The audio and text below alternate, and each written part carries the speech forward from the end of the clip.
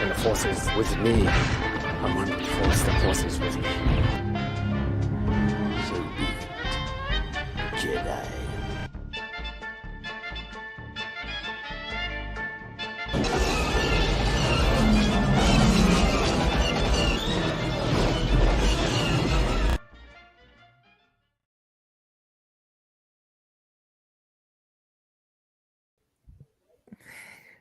Hey, everybody, welcome. It is Thursday night. It is the GNN Cantina happy hour where Han always shoots first. No, Han shoots, period, because saying otherwise would imply that Greedo got off around it all. I am David. I am your host. We are here to talk Star Wars. Star Wars is nothing but Star Wars. A lot of content today. Got a lot of stuff to go over. We got Bad Batch, had a new episode, and Mando Season 3 started. And if you missed Mando Season 3, we are talking spoilers. So we will be discussing stuff that happens in the show. So if you haven't seen the show yet and you want to go see the show, go watch the show first and then come back. I've seen it like 3 times now. So I'm ready. It was a great episode, a lot of fun, not real long. I got to say that's one of the things people were complaining about was the length of the episodes. But honestly, I looked at it and I was like, it's beautiful and perfect the way it is because it wasn't a whole lot of filler. It was we were telling the story we wanted to tell, and there we are. Yeah, it was pretty packed, although, 30, 32, 37 minutes, whatever it was. It just, you want more. Geek Gauntlets on. Hey, William. How's it going? William. If you missed last night, I was on the Really Good podcast with William last night. We discussed ABC's TGIF lineup from the late 80s, early 90s, things like Family Matters and Step by Step. A lot of fun. Had a good time. Go back and watch it on YouTube after this show's over with. But go back and watch it. It's a lot of fun. Had a blast with it.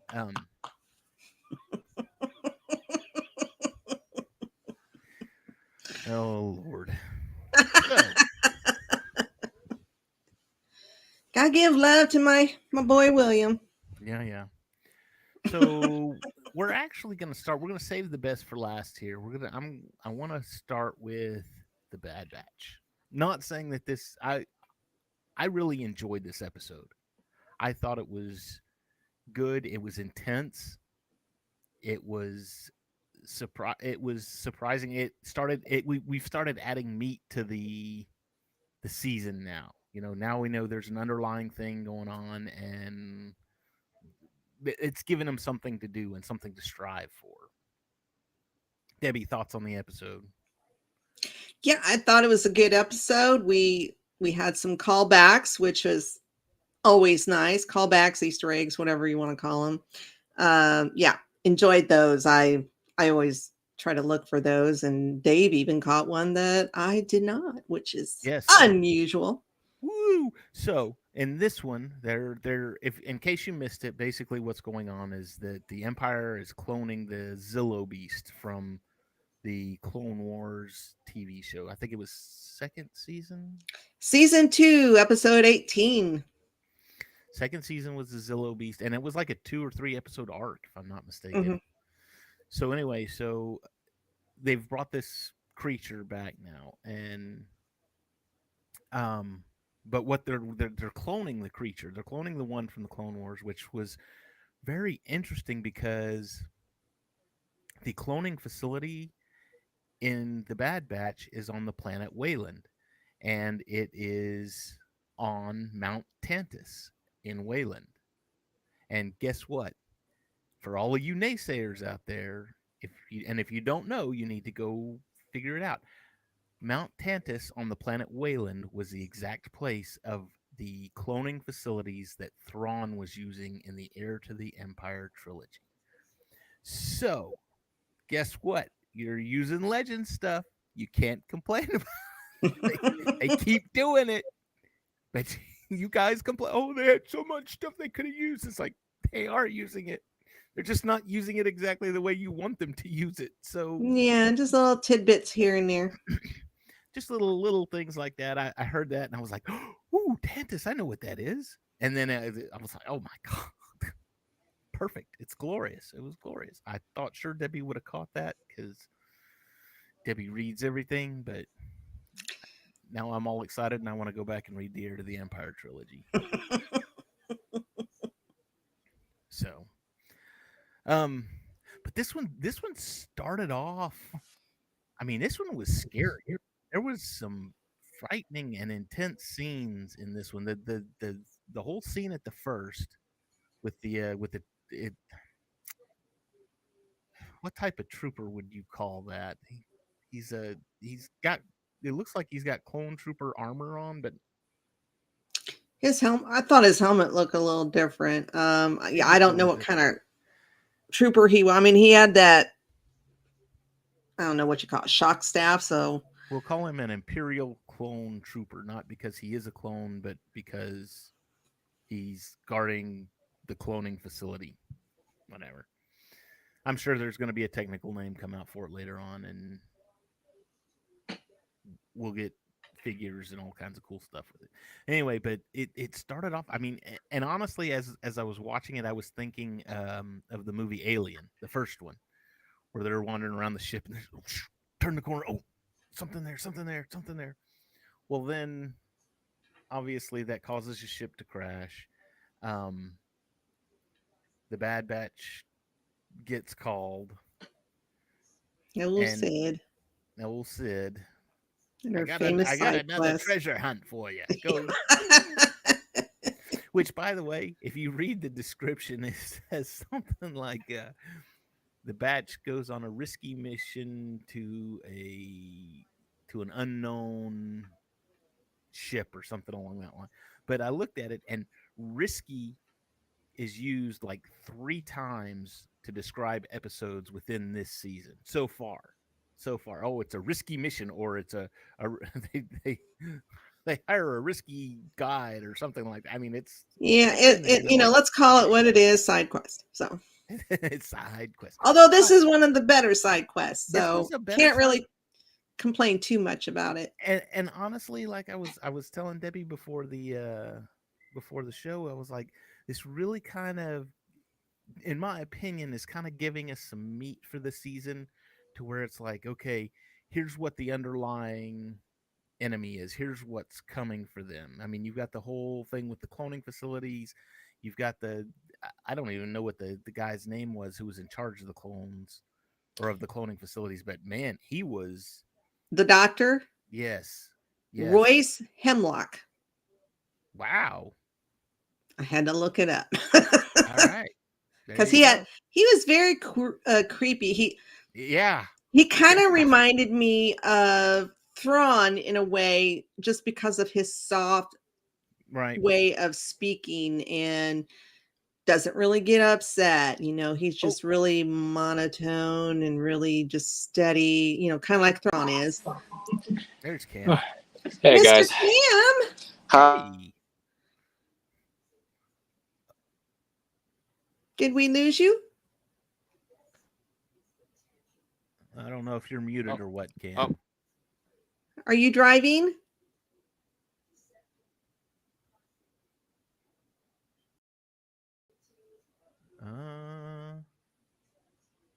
He might be driving. He might be. Because that's usually when he loses, or he kind of comes and goes.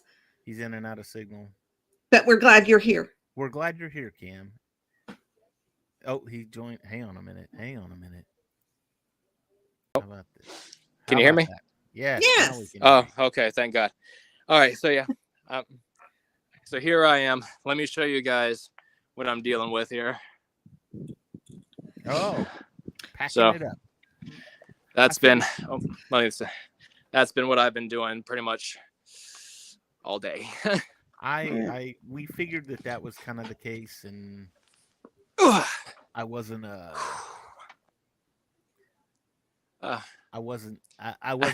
if you weren't gonna show, I wasn't gonna complain, because I knew you were probably. No, it's fine. Honestly, I've gone through the last about 3-4 hours, not even thinking about what time it was, and then I looked at the time and I checked my messages and saw that you sent us the link. I was like, oh no. All is forgiven. All is forgiven. We're discussing the Bad Batch episode. What were your Oh, thoughts on it? I thought it was actually pretty good. It in terms of tone, it was. I mean, granted that the subject matter wasn't particularly darker than other episodes that we've gotten, but the way that it was presented seemed a lot more dire, a lot more. What's the word I'm looking for? Dread-inducing than we've gotten so far in the series. And with a creature as out there as the Zillow Beast. I mean, obviously, you know, it's pretty cool that they're bringing that back. With a creature like that, they gave it to us much in a much more grim way than I would have expected. Yeah, it was. We were discussing how it was almost like the movie, the first Alien movie. Yeah, where it was just like he's there and he's growing, he's mutating and doing all this stuff. And I'm gonna say this: the music, just in like the first half of the episode. Oh, the sound design was on point. That just added to everything. Yes, the atmosphere and the ambience was just so good. And I don't know if I'm the only one that felt that way, but this is one of the few episodes where it felt like they were in legitimate danger. Yeah. And it's not even that the situation that they're in seemed that much more serious. Again, it was the way that it was presented.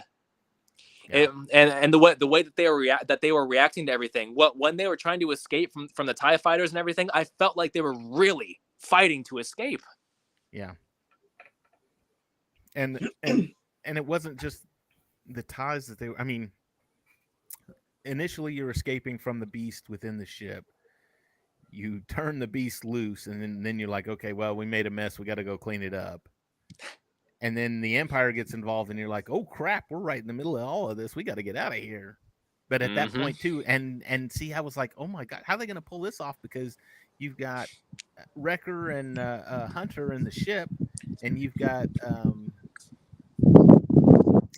Omega Tech and Omega Tech down on the ground. I'm like, how's this going to work? So, yes, very. It's been one of the better episodes of the season, I would say.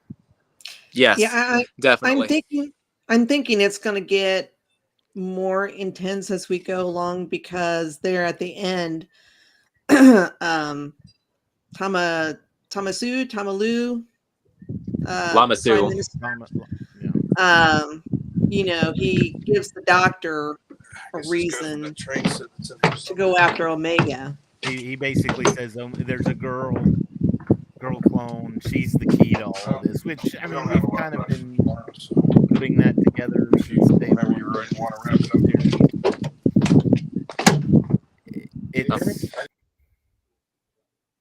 Oh, Cam muted himself. So anyway, yeah, it was one of the. It's one of the better episodes. Some character growth. In fact, even with Wrecker, there was I saw a couple of instances in Wrecker this episode where it wasn't like, oh my gosh, he's just the comic relief. He's just the funny hulking giant kind of thing. There was actually some concern in his. He was pretty tense. Yeah. So. Yep.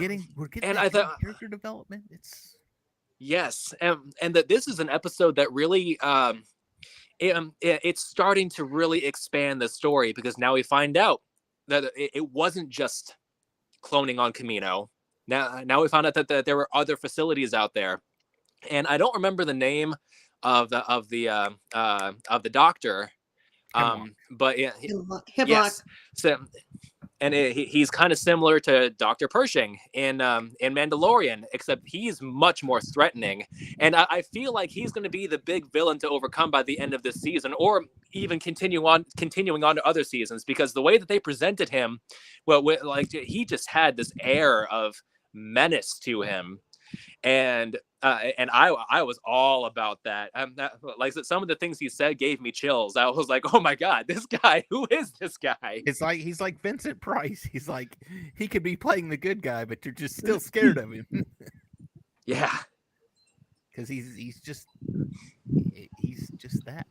It's been a great episode. It was a good episode this week. I'm anxious to see where it goes. Like I was saying, we've got something to look forward to now, because now we know that he's looking for Omega.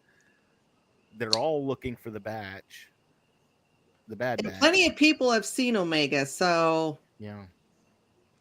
I think that this is the first episode since the first season where Omega's importance as a clone was mentioned. Yeah. mhm. So I mean, even the and it's I kind of wish. I don't know that they're going to go the route of a Jedi with Omega. Is she going to be a Jedi, or is it going to be more of a, what do you call it? Like she's just something about her genetic profile, her genetic makeup is what's needed. I don't know. I'm still kind of on the fence about her being a Jedi or not. Something about her. Well, I assume, Palpy wants her for something. Yeah, I mean, we haven't gotten any significant evidence yet that she's force sensitive. I mean, she's athletic. She's not bad in a fight, but I mean, all of that you can kind of chalk up to her time with the Bad Batch. Yeah. So, she does have kind of an air of empathy about her. If you remember back to the first season where she told Crosshair something along the lines of, "I know what you're thinking, don't do it," or something like that. But otherwise, I don't know that if they're making her up to be a force sensitive, they're really taking their time with it. And honestly, I don't mind that at all. No, that's good, because that builds the character. Unlike Rebels, where it's like, hey, guess what? Ezra's a Jedi. It's like, what? What?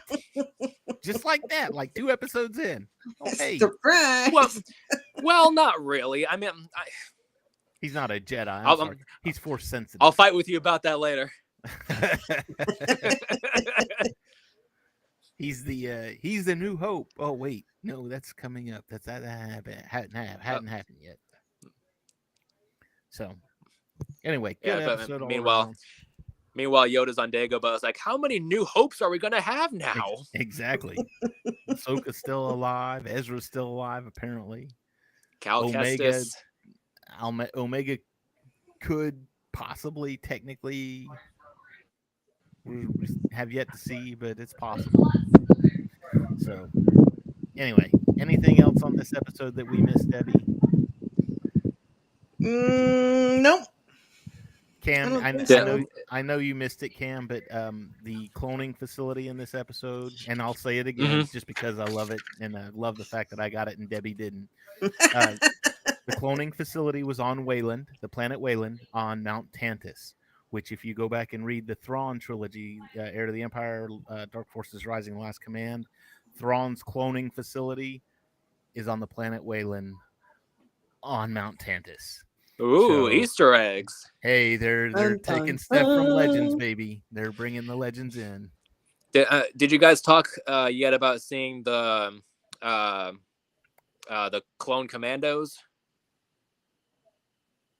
Is that what we're calling them? I mean, they're clones, and that they have the garb of Republic commandos. Yeah, we were discussing them, but we didn't know what they were just yet. So, well, the only reason I know what they are is because of the Republic Commando video game for, I think it was Xbox.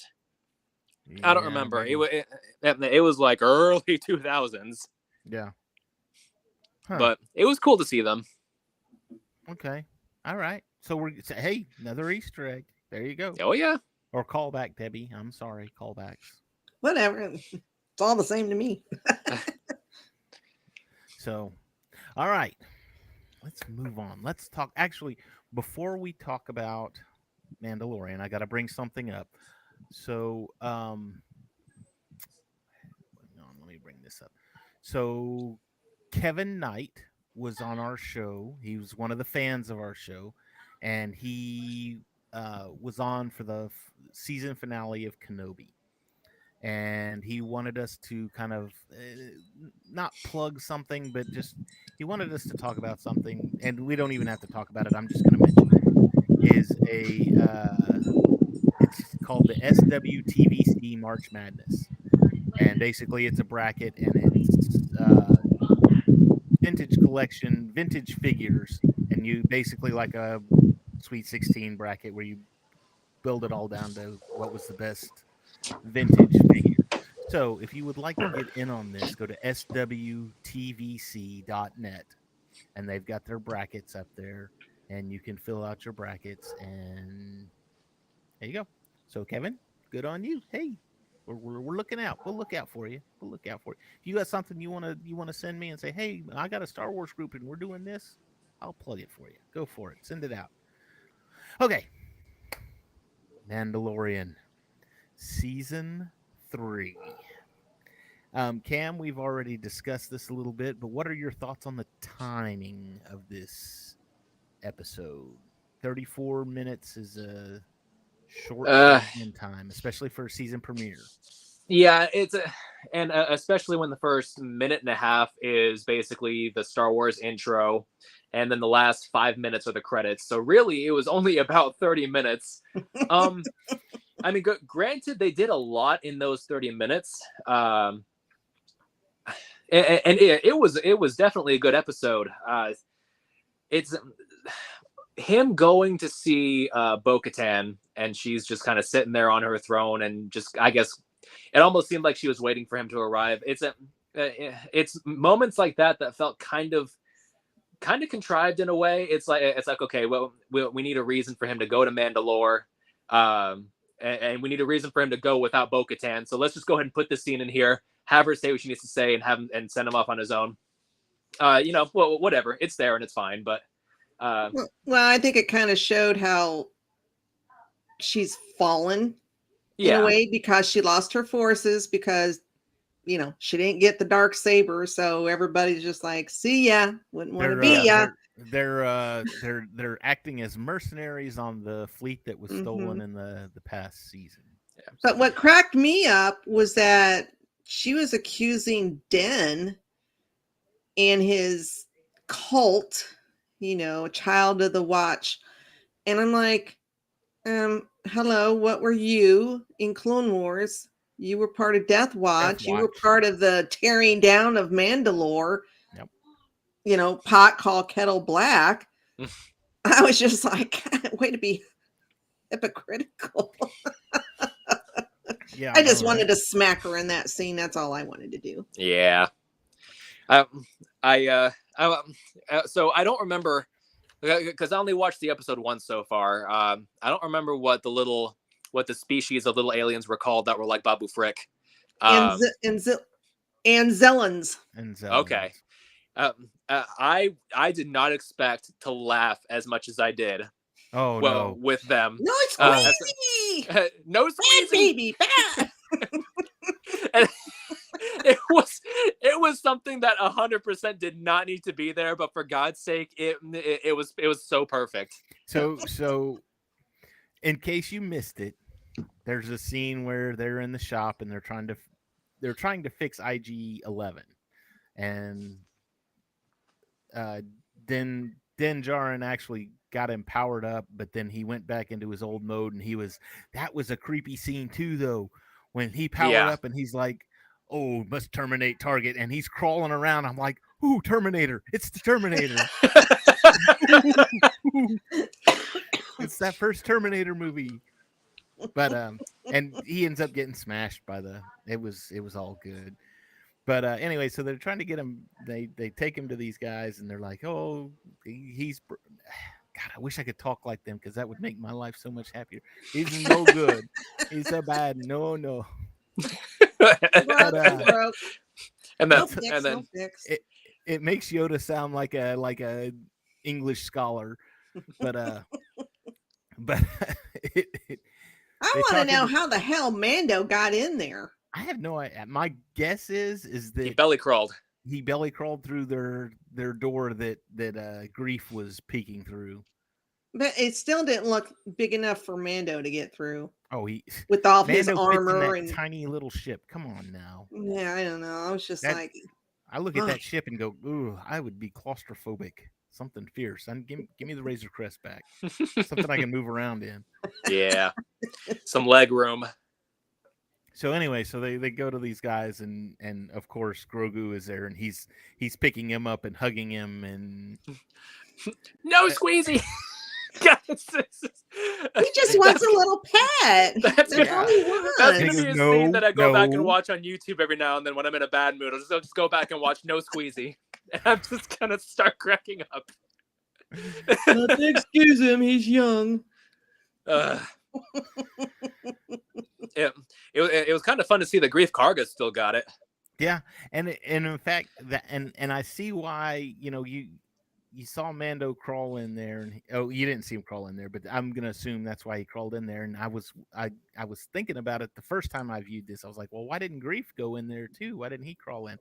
But if you watch the episode, Grief is the High magistrate. high magistrate. I was thinking high administrator. Okay, but As yes, I look down my nose at you. I am the high magistrate. But if you watch him when he's walking around, he's got these luxurious robes on. He's got two little robots at the back, two little droids at the back carrying the tails. his train. I'm like, Yep. You don't want to mess up your nice clothes. That's why you didn't crawl he's a in little there. full of himself now. But you know what though? Okay, so he meets Mando. They're up talking about land and stuff, and he's like, no, I'm trying to go to Mandalore. And then the droid walks in and was like, hey, we got problems, we got pirates. And I loved these pirates. I like the way that they look. I love the way that they acted, how they handled themselves. I thought it was great. The Vane. Look Vase. like Chris, we got you. It's Vase. He looked like, minus the tendrils, he looked like the pirate from Pirate of the Caribbean, one of those movies. Well, and Davy Jones. Yeah. Yes. And it's funny that you should say that because his boss, the Pirate King, looks like Swamp Thing. He looked like he looked like Davy Jones but green. No, I thought he looked like Swamp Thing. Okay. Right. That was the first thing that popped in my head, and I was like, "Are we doing a crossover with DC?" So that being said, love the pirates. They go and what's his name? Grief has a shootout. Or Space the Grinch, Stephanie. Yes, absolutely. But he has a shootout with these pirates, and I mean, he basically says, "Hey, look, I still got it. So, he tells Mando, he says, and I caught this, and I'm like, oh, this would be great. I need a new marshal because Cara Dune took Moff She's in Gideon Republic back. Special Forces. Yeah, and she's in got a Republic promotion. Republic Special Forces now, and we don't want the Republic here anyways because we want to be independent. But he's looking for a marshal, and I kept thinking to myself, "Oh, are we going to get Cobb Vanth back?" Because I hope so. That would make me all kinds of happy. Me too. Timothy. Timothy Olyphant. The guy just has so much charisma. He doesn't even have to do anything. All he has to do is walk in a room, and it's like, boom! I'm Timothy Olyphant. Yep. Everyone, look at me. So I'm He's hoping very easy on the eyes. I'm hoping that happens. So, now something that was put out too, and it makes sense now. So Jon Favreau came out before this episode released and said that it had been about 2 years that Grogu had actually trained with Luke. Grogu had trained with Luke, and it had been about 2 years that he had trained with Luke. And you've got to assume, well, yeah, Mando didn't put that N1 starfighter back together in like a day. So yeah, there was some time passed, but they added to it because we go to Navarro, and that was a lot of the stuff he was saying about Navarro was man, you wouldn't even recognize this place. I didn't even, this place is Yeah, really it's grown and flourishing. It's thriving. It's not Mhm. the dungy, um, place it was before. wait a minute, it's not the wretched hive of scum and villainy. Yes. Yeah, they turned it into like the Venice Boardwalk. Yeah, okay, I'll take your word on that. But yeah, so I mean, yeah, obviously time has passed now. So now we're probably like 7 years past Return of the Jedi time because I think the Hmm. first season was around 5 years past. Yeah. Mhm. So he gets in a scrap with the pirates. Mando kills all but Vane, and then Vane meets him in the air and says, "Hey," and shows up with Vane's got fighters, and he shows up and he's gonna, aha, I've got more fighters than you do, and I'm gonna shoot you down. You can't kill my brothers without me retaliating. Now, interesting thing here: the ships that the pirates were fighting. I had to go and look this up. Actually, I had to go and play the game. The This was another Easter egg. But the ships, I think, and I'm almost about 99.9% sure that the pirates are using are the same ships that the pirates use in the video game um, Empire at War, Star Wars Empire at War. So if you play Empire at War and you go fight the pirates, which you do with Boba Fett, which is kind of cool, but regardless, I'm almost certain that those starfighters are the same. Plus, and I don't know, I may be way off kilter on this. Their mothership, the one that the Pirate King is on, I believe that's an Eclipse class Star Destroyer. It looked an awful lot like one. I'm not sure. I didn't really get a good look at it. Go watch it again. I think it's an Eclipse class Star Destroyer, which again, pulling stuff from because that I think that Eclipse class first made its appearance in Dark Empire and the Dark Empire comic books. Maybe I'd have to go look, but I think that's what it was. And if I'm wrong, well, then God help me, I'm wrong. But unless you can prove me otherwise, I'll believe what I want to. Dang it! I'm right until proven wrong. Exactly. So take me as gospel truth. There you Don't go. ever try to prove me wrong. So anyway, again, Easter eggs, and we missed one of the big ones in the scene at the very beginning. Well, I say at the very beginning. It was after the big alligator attack, but they're in hyperspace and they're flying along. Grogu's Yes. in his little bubble, and Dave Filoni steps in again and says, "Hey, don't forget what I made." And we see the space whales that were out there. Purgles.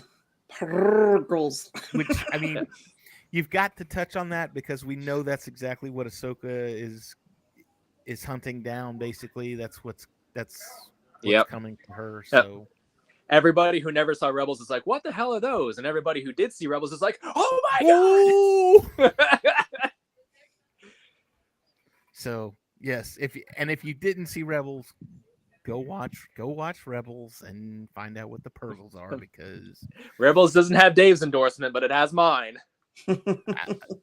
it's good for a one-time view. There's One-time view. Good God, man. Resistance was a one-time view. I didn't even make it all the way through. Well, there you go. Resistance was like 0.2. Minus 0.2. Yeah. So anyway, that was two of the Easter eggs that I caught in this episode. Three. Everybody caught the Purgle thing, but the ships, I like that. I thought it was a good callback, if I'm right, which I think I am. So, and then yes, as Stephanie said, Space Oscar the Grouch. So I'm wondering, is this Pirate King going to be more the main antagonist now this season? Because obviously Mando has pissed him off. And since they're bringing in more pirates, Give us Hondo! For God's sakes! Dave You Filoni, we teased know us you're long enough, watching. Filoni.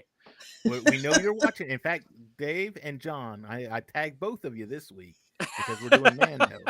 So we know you're watching. We want Hondo. Give us Hondo. That's all we want. I tell you, my favorite Hondo line, and every time I think of Hondo, I think of this, is when he finds out Ezra's real name, and he's like, "You lied to me? I knew I liked you." Yes.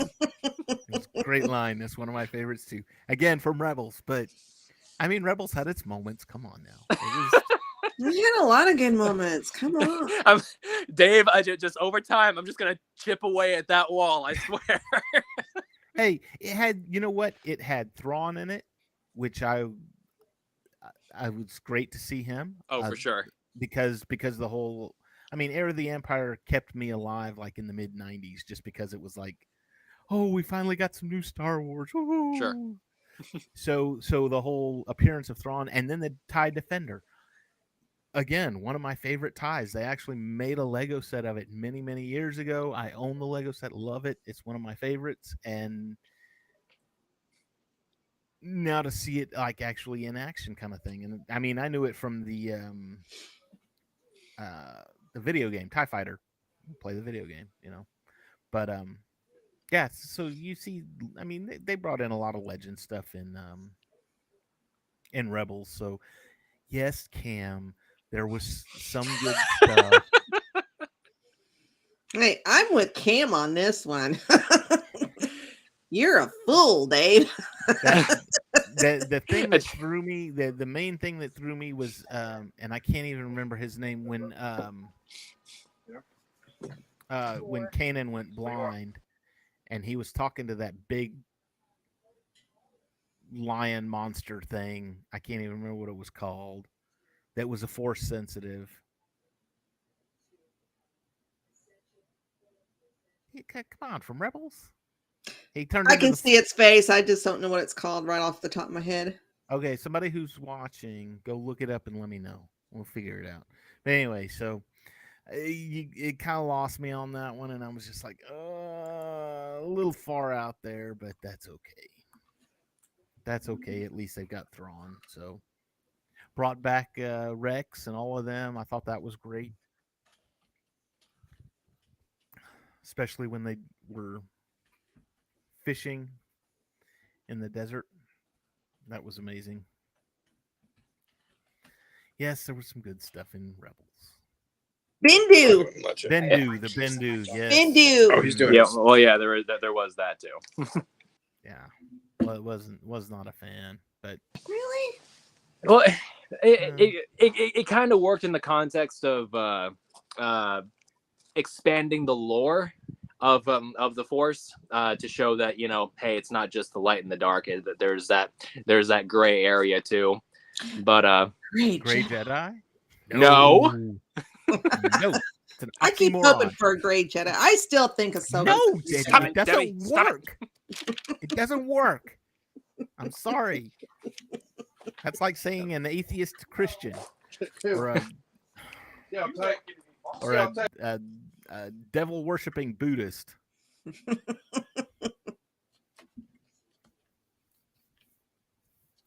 So, Gray Jedi does not work. I'm sorry.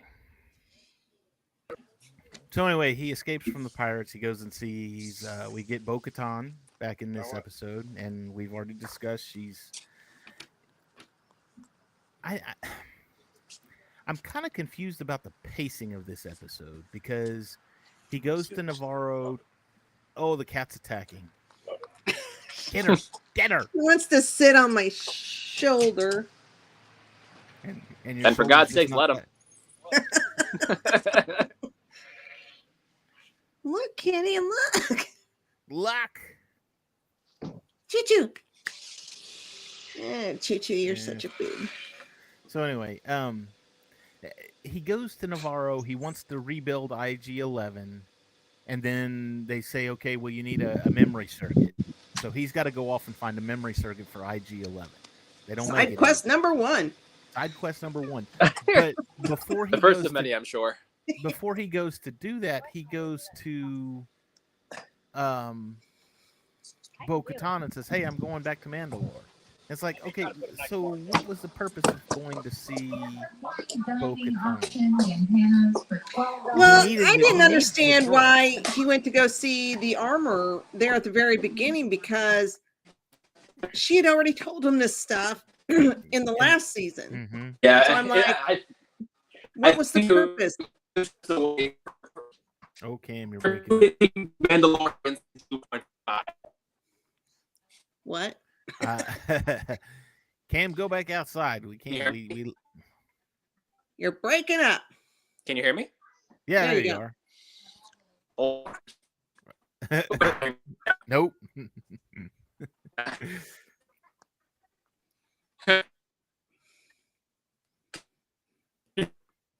I'll come back in. Okay. 1 second.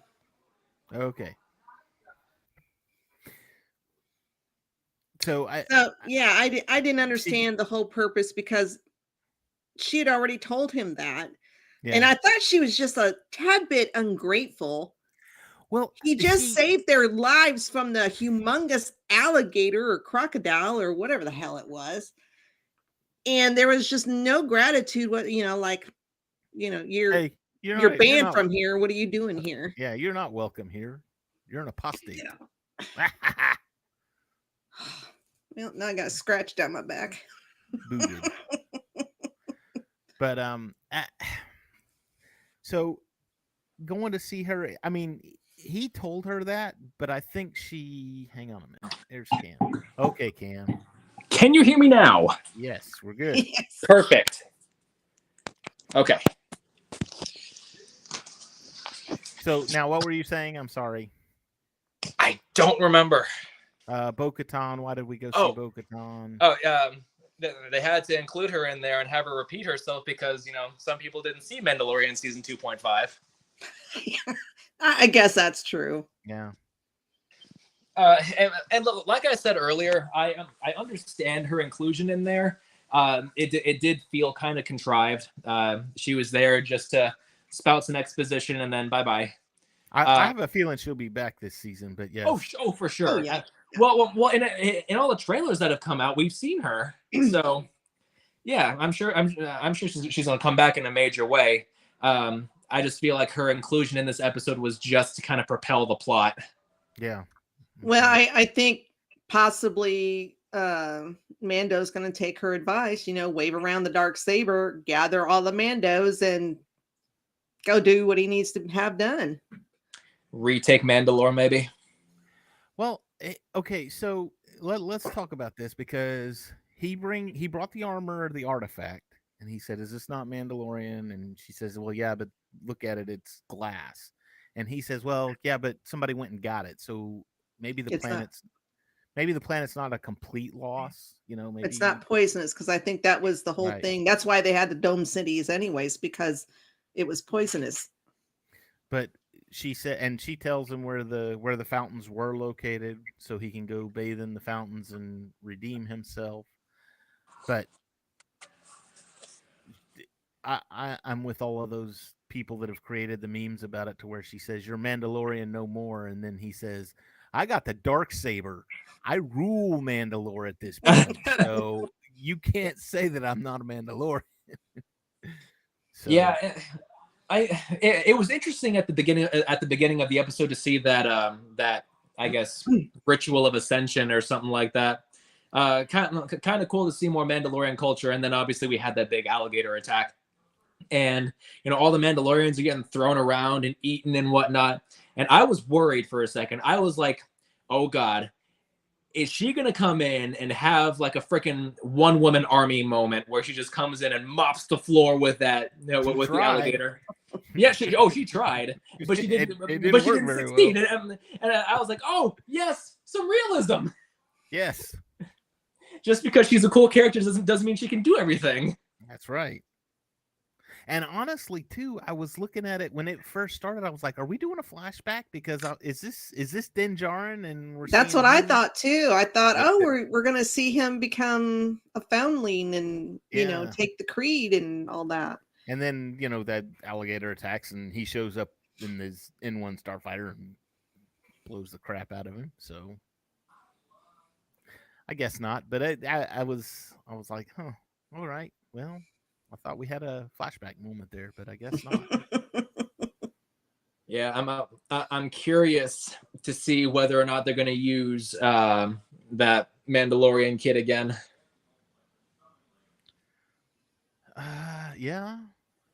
And in fact, yeah, because I mean, we've seen episodes, we've seen trailers where there's obviously a lot of Mandalorians in it, and none of the scenes that we've seen in the trailer were from that particular scene with the big alligator.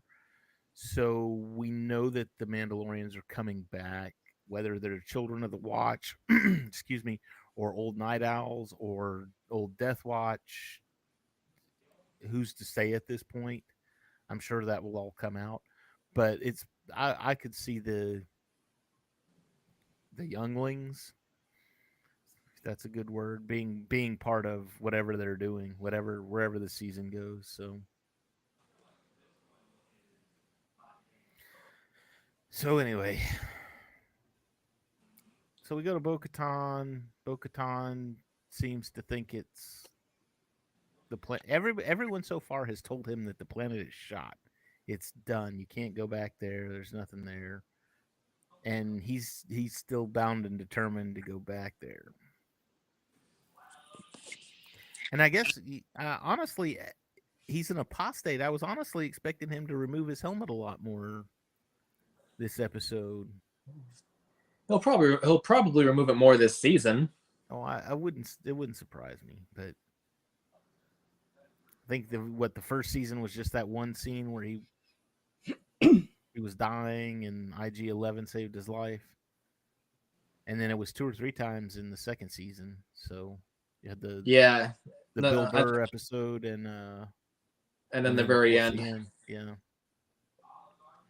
Well, so the first season had 1 time he took it off. The second season had 2 times he took it off. So 3 this time. Yeah, exactly. Okay, so an interesting question was posed. What is one thing in this season that you want to see? You want to see either brought back or see them do? What is one thing? I don't care. Whoever goes first. Well, a few things really. The first of which is I want to see him get more proficient with the Darksaber. I don't want just to see him say, "Hey, I've got this. I rule you now." I want him to actually get good with it. You know, obviously with his Beskar armor, that kind of negates the need to have him be proficient enough to block blaster bolts with it. But I want to see him become something of a swordsman. I think that'd be really cool. And as far as the storytelling of the season, I'm not saying this just to be like, "Hey, take that, haters." I want to see more ties to not only the originals but the sequels as well. I want with everything the Mandalorian has done so far from a storytelling perspective, they're really setting it up to be the bridge that connects a lot of these different time periods of Star Wars. And we've gotten little hints of it in season 2 already. I want them to kind of go a bit further with it. I'm not expecting to be like, someone calls up and says, "Hey, did you hear about this guy named Snoke who's going around and conquering these planets?" Or nothing like that, but subtle things. Yeah. Debbie? Let's see. I would like to see a flashback of the Purge of Mandalore. Oh. I would like to see Hondo. Who wouldn't? And I thinking of some of the Mando lore and stories from books and shows and whatnot.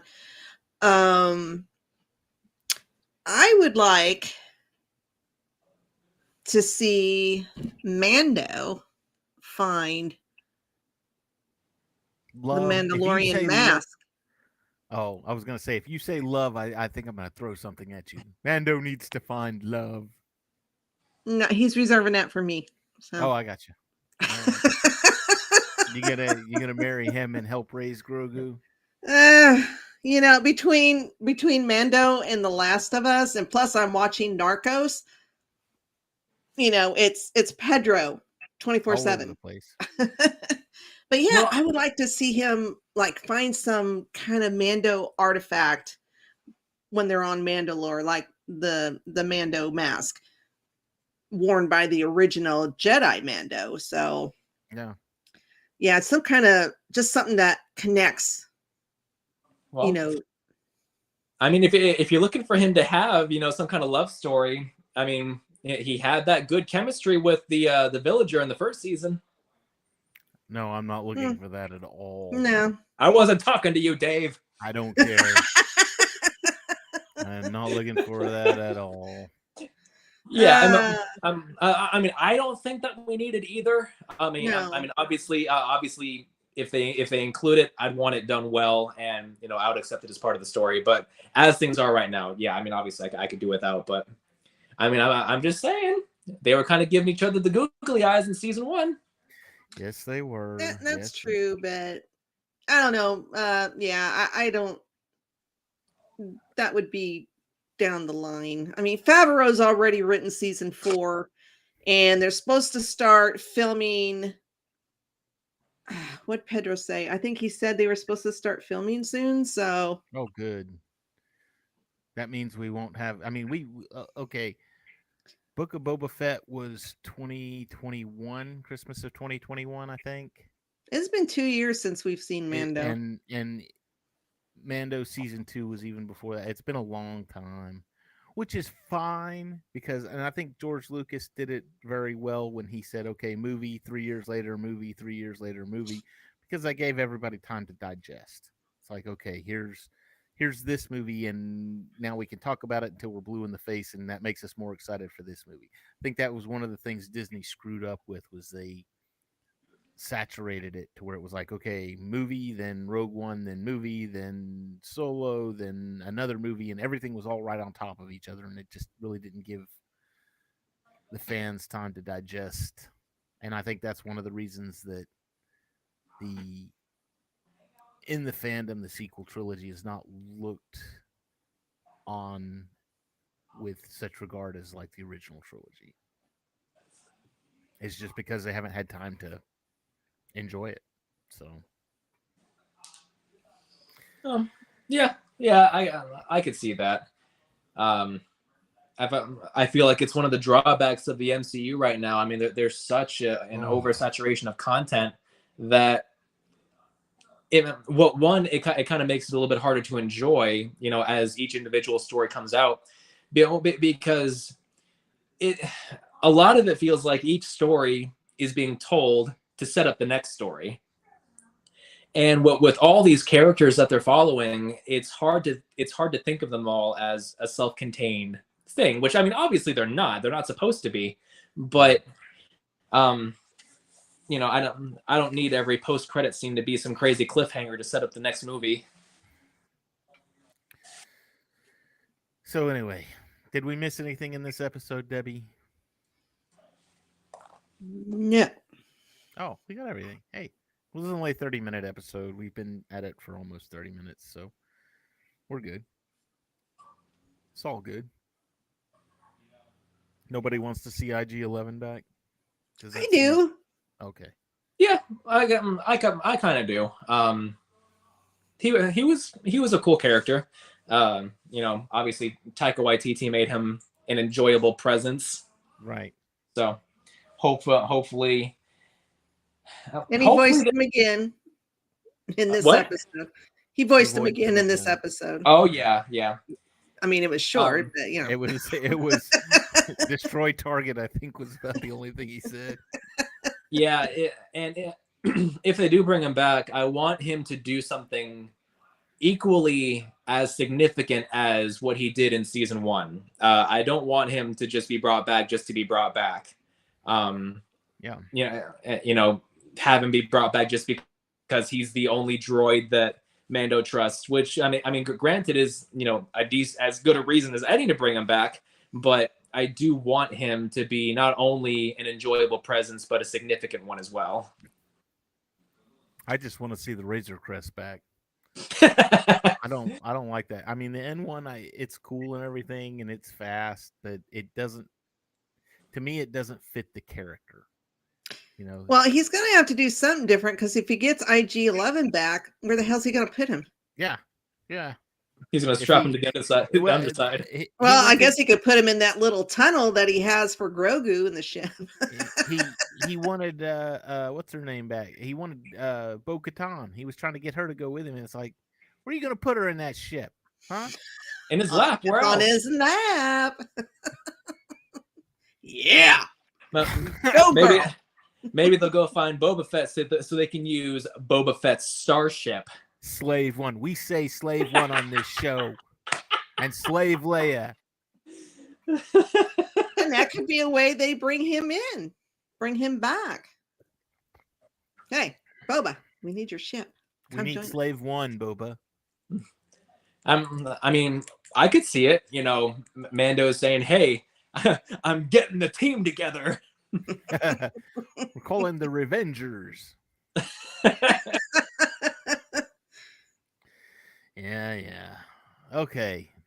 Shameless plugs. Debbie, what you got? I have no clue. Oh. I don't know what we're doing MCU Monday. Last week, Chris and John Ambrose did Hogwarts Legacy. Hogwarts Legacy, because there's no Marvel to talk about at this moment. So we're kind of doing some different things until something else comes out. I haven't heard of what we're doing this week, so I don't know. Tomorrow night, I will be on the Geek and I podcast. We are discussing Picard. So episode 3 came out today. It was very good. I was invited to be on that one, but I don't have Paramount Plus, so I can't. It was good. This season has been so good. You could forget about the other 2 seasons and just watch this season. It's been really good. Cool. But that's at shoot, I forget. I'm sorry, Biscardi. I forget what time our show is on Friday. Is that that's not a live show, is it? That's a recording, and then they'll drop it in the podcast. I have no clue. Podbeam or Apple or Podbeam, Apple, Spotify, wherever. No, I'm thinking somebody, when we were on last week's show, somebody was in the comments, I thought. Well, I could be wrong. I could be wrong. I might have been hallucinating. Yeah, maybe. So yes, go check out all the podcasts that we have. We've got a lot of those. Captain's Logs and Lightsabers, Geek Gauntlets on Saturday night. So Cam, shameless plugs. I'm kind of in the same situation as Debbie right now. I don't quite know yet. I am. My shameless plug is I'm moving. Yeah, well, I'm departing for Florida tomorrow morning. And we're going to stay in a hotel about 8 hours into the drive and then drive the rest of the way on Saturday. And then obviously it's going to be a process to get everything unpacked and organized and stuff. I have a few raw scripts written up for some Cam and Focus stuff. I'm not 100% solid on any of them yet. It's like I jotted down a few notes on a few things that I've seen, and I'm like, okay, maybe make something out of this. But it's going to be a matter of whether or not what kind of schedule I'm going to have, because obviously I have to look for work while I'm out there, and I do have a phone interview on Monday for a dermatology office, so cool. We'll see. And that's a Monday through Friday gig. If I have weekends off, that's perfect. That's ideal. So hopefully things work out that way. So one thing I would like to see for Cam and Focus, and this it's, you don't have to do it like right away. Just when you get settled and you get into a groove and everything, go out and buy a copy of The Last Starfighter and then watch it and do a Cam and Focus on The Last Starfighter and how good it is. So I got is it available on Blu-ray? Actually, I think it is. Okay, because I buy almost exclusively Blu-rays now, and typically if it's not on Blu-ray format, I typically don't bother to buy it. But Yeah, if they have it on Blu-ray, I'll absolutely watch it. If not, do you know where I can stream it? That's a good question. I'll have to get back. I can look it up easy enough. It's not a big deal, but I was gonna say I can look it real quick while you guys are yapping. It's one of the greatest movies like ever. Yeah, I've heard you sing a lot of praise for it. Love it. The graphics on it are not. I mean, the special effects are not. They're 80s special effects. Sure. But the story behind it is solid. So George Lucas once said, "Special effects are just a tool, a means for telling a story. A special effect without a story is just a pretty poor thing." Sure. It looks like you can rent it on YouTube, Apple TV, Vudu, Google Play Movie, Redbox, or Amazon Prime. Okay. Cool. $3.99. Gotcha. So I'm gonna do some searching and see if I can find a good copy on Blu-ray. If not, then I'll rent it from Amazon Prime. Cool. So this Saturday I'm doing a live build. Hang on, I got it right here. We're doing a 501st battle pack. Hey. Woo! I've got it right. It's in the box still. Haven't opened it yet. Brand new. Gonna be building that live. Be about noon Saturday. It'll be noon on Saturday. Of course, that's up on the Geek News Now Facebook page. So go find the Geek News Now Facebook page. We're on Instagram and Twitter and Twitch and all the formats. We're everywhere. Just look up Geek News Now. Don't look up on YouTube. Somebody said this the other day. Don't look up GNN on YouTube because don't do it. That's you're gonna get something completely different. It's like an Indian news site. Yeah. So look up Geek News Now. Don't look up GNN. So we're way cooler than them. Yeah. So anyway, Geek News Now, YouTube, Facebook, Twitter, Twitch, the whole bit. Check out all of our other shows. MC Mondays on Mondays. Really good podcast on Wednesdays. Cantina Happy Hour here on Thursdays. Friday nights, I'll have to get with Biscardi, but I think Geek and I is Friday nights. Then Saturdays, Geek Gauntlet podcast. All of our live shows are transferred to podcast format to where it's just the audio. So it's downloaded to our podcast sites, which are all available on Amazon, or not Amazon, Apple and Spotify and Podbeam and wherever you listen to your podcasts at, chances are we're there. So you can come listen to us. If you missed the show and you're like, oh, I want to finish watching the show, you can just go listen to it. That's about it. So you guys be good. May the force be with you, and have another wonderful Wednesday when we get another Bad Batch and another Mando. We'll see you all next week. Hoorah.